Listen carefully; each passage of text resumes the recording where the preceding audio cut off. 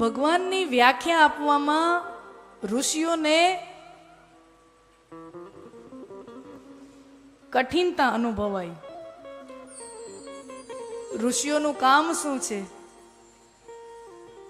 કે જે ઇન્દ્રિય ગોચર, ઇન્દ્રિયાતીત અનુભવ થયો એને ઇન્દ્રિયની પકડમાં લાવીને સામાન્ય જન સુધી, સામાન્યમાં સામાન્ય, અભણમાં અભણ માણસ સમજી શકે એ રીતે રજૂ કરવું. હવે ભગવાનની વ્યાખ્યા, ભગવાનને કીધું પૂર્ણ પરમાત્મા, પૂર્ણ બ્રહ્મ. હવે એ પૂર્ણ બ્રહ્મની વ્યાખ્યા કેમ લોક સામાન્યમાં સામાન્ય, અભણમાં અભણ વ્યક્તિએ સમજી શકે? કારણ કે આ દુનિયામાં એવું કોઈ ઉદાહરણ જ મળતું નથી કે જેનાથી ભગવાનની વ્યાખ્યા આપી શકાય. ઈશ્વર કેવો છે? એ પૂર્ણ છે. પૂર્ણસ્ય પૂર્ણમાદાય પૂર્ણમેવાવશિષ્યતે ઇદમ પૂર્ણ. આ પણ પૂર્ણ છે, તે પણ સમજો. વાત છે કે પૂર્ણ પરમાત્મા કેવો? ઋષિ કહે છે પૂર્ણમદઃ પૂર્ણમિદમ પૂર્ણાત પૂર્ણમુદચ્યતે પૂર્ણસ્ય પૂર્ણમાદાય પૂર્ણમેવાવશિષ્યતે છે. હવે સમજો, પૂર્ણમાં પૂર્ણનો સરવાળો કરો તો પણ એ પૂર્ણ જ રહે છે, અને પૂર્ણમાંથી પૂર્ણની બાદબાકી કરો તો પણ એ પૂર્ણ જ રહે છે. આવો પરમાત્મા. હવે કેવી અટપટી વાત છે. સરળ કહું, હજી એ સરળ કહું. અહીંયા હું કીધું, વધારો તો વધે નહીં, ઘટાડો તો ઘટે નહીં, એને કહેવાય પૂર્ણ. ભેજું હાલે? સામાન્ય મારા ને તમારા જેવા સામાન્ય જનનું આમાં મગજ હાલે? આપણું સામાન્ય ગણિત શું કહે? સંસારનું મારું ને તમારું ગણિત શું કહે? આપણા ખીચામાં લાખ રૂપિયાનું બંડલ હોય ને, 10,000ની તમે નોટો, એમાંથી 20 નોટ કાઢી લ્યો, લાખના બંડલ, અનાજની કોઠી ભર્યો. સામાન્ય ગણિત છે ને. અહીંયા હું કીધું, વધારો તો વધે નહીં, ઘટાડો તો ઘટે નહીં. ઈ ભગવાન, ઈ પરમાત્મા. વ્યાખ્યા આપવી છે, પણ ઉદાહરણ કોનું પકડું? કોનું ઉદાહરણ? ઉદાહરણ વગર સમજાય નહીં ને. ઉદાહરણ કોનું લેવું? અને ત્યારે માટે ઋષિઓએ સ્ત્રીનું ઉદાહરણ આપ્યું. ઉપનિષદોની વાત છે, આ શ્રુતિની વાત છે કે એક પૂર્ણ નારી, એ સ્ત્રી પૂર્ણ જ છે. એમાં કોઈ ખામી નથી, એમાં કોઈ કમી નથી. એ સ્ત્રી પૂર્ણ જ છે. વિવાહ બંધનમાં બંધાણી, ગર્ભાવસ્થામાં આવી તો જોવામાં એકાકી છે, એના કદમાં ફરક આવે, પણ જોવાની એકાકી એક જ છે. એની અંદર એક નવું જીવ ઉમેરાણું, છતાંય દેખાય એક જ. ઈ જ 2 હાથ 2 પગ 2 આંખ 2 કાન, એક જ એક. નવા હાથ, નવા પગ, નવી આંખો, નવા ફેફસા, નવું હૃદય લઈને જન્મે, અને છતાંય એ સ્ત્રીમાંથી એક આખે આખું બાળકનું નવસર્જન થઈ જાય છે. સ્ત્રીના શરીરમાંથી ઘટાડો થતો નથી. ક્યાંય તમે એવું સાંભળ્યું કે માતાના શરીરમાં ગર્ભનું નિર્માણ થઈ રહ્યું છે, બાળકનું નિર્માણ થઈ રહ્યું છે, તો માને 2 ફેફસા છે, તો માના એક ફેફસામાંથી બાળકને એક ફેફસું જાય, પછી મા પાસે એક જ ફેફસું રહે. 2 કિડનીમાંથી એક કિડની બાળકને મળે, એક કિડની માતામાં રહે.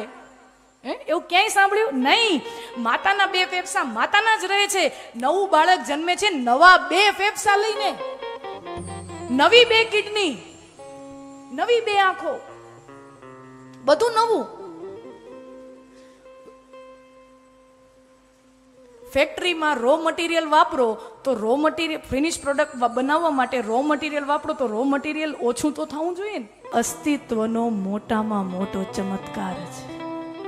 એક પૂર્ણ સ્ત્રી એક પૂર્ણ બાળકને જન્મ આપે, અને છતાં ઈમાં બી એસે હે. એકમાંથી અનેકનો જ્યારે સંકલ્પ કરવા જાય તો ઈ જ પરમાત્મામાંથી આખી સૃષ્ટિનું સર્જન થાય. ઈ પ્રકાશના અબજ. પૃથ્વી ગ્રહ ઉપર, બીજા ગ્રહની હજી આપણને ભાળ મળી નથી. આ 2 દેશ પાસે જ છે. 150, 300 કરોડ તો ભારત અને ચીન, આ 2 દેશોમાં જ છે. 8 અબજમાંથી 3 અબજ તો એટલામાં જ છે. બધુંય ઈ પરમાત્માના અંશમાંથી નીકળેલી બધી તમામે તમામ જીવ સૃષ્ટિ છે. આટલો બધો અંશ જો એનામાંથી નીકળતો જાય નીકળતો જાય નીકળતો જાય તો અહીંયા ઘટાડો નો, આ બધું કાંઈ નહીં હોય ને બધું હમાય નિયાવત રહે છે. એમાં ઘટાડો તો ઘટાડતું નથી, વધારો તો વધતું નથી. એ પૂર્ણ પરબ્રહ્મ પરમાત્મા. ઓમ જન્માદ્યસ્ય યતોન્વયાદિતરતશ્ચાર્તે સ્વભિજ્ઞ સ્વરાટ. એ ભગવાનને સમજી શકાતો નથી. થોડીક વેદાંતની અહીંયા સુંદર મજાની ચર્ચા ભગવાને કરી છે વ્યાસજીએ.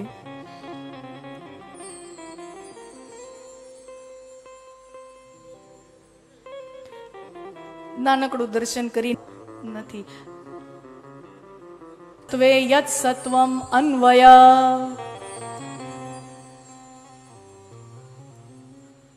યત સૃષ્ટિ સત્વે સર્જક સત્વમ અન્વય યત ધ્રુમ સત્વે અગ્નિ સત્વ અન્વય. આ છે હાવ સરળ. આ છે, આ છે, આ છે તો આ તો હોવું જ જોઈએ અન્વય. આ છે તો આ હોવું જોઈએ અન્વય. એકની હાજરીથી બીજાની હાજરી નક્કી થાય એને કહેવાય અન્વય. યત્ર યત્ર ધ્રુમ તત્વ તત્વ અગ્નિ. તમે આમ ખેતરમાં હાયલા જાઓ, વાડી વિસ્તારમાં હાયલા જાઓ, ને આમ પટ હોય અને દૂરથી તમે અચાનક જ આમ નજર નાખો, બહુ દૂર અચાનક જ તમને આકાશમાં ધુમાડાના ગોટા ઉડતા જોવા મળે, ધુમાડો જોવા મળે. તો ધુમાડો જોઈને આપણે શું નક્કી કરીએ? હાલો હાલો હાલો, અહીંયા કંઈ હળગી નથી ગયું ને, જોઈ તો આવીએ, કંઈ નુકસાન નથી થયું, સળગી નથી ગયું, ચાલો ચાલો, આ ધુમાડા ઉડે છે. તો આ શું થયું? અગ્નિને તમે જોઈ નથી, આ ક્યાંય સળગતું તમે જોયું નથી, પણ દૂર તમે ખાલી ધુમાડો જોયો તો એ ધુમાડાને જોઈને આપણે નક્કી કર્યું કે ધુમાડો ઉપર આકાશમાં ધુમાડાના ગોટા ઉડે છે, એનો મતલબ નીચે ક્યાંક આગ લાગી હોવી જોઈએ. ઉપર ધુમાડો છે તો નીચે ક્યાંક દૂર દેખાતી નથી પણ આગ લાગી હોવી જોઈએ. અને આ જ એનાલોજી, આ જ ઉદાહરણ ઈશ્વર તરફ લઈ જઈએ તો આ સૃષ્ટિ છે તો આ સૃષ્ટિનો બનાવવા વાળો હોના ચાહીએ. ભગવાનને જોયો નથી, વહાં ઓલી હળગતું આગ, ધુમાડો શક્ય નથી અગ્નિ વગર. એમ સર્જક વિના સૃષ્ટિ શક્ય નથી. તો આ સૃષ્ટિ છે, ભગવાનને મેં તમે નથી જોયો પણ આ સૃષ્ટિમાં તો હું ને તમે અનુભવ કરીએ છીએ.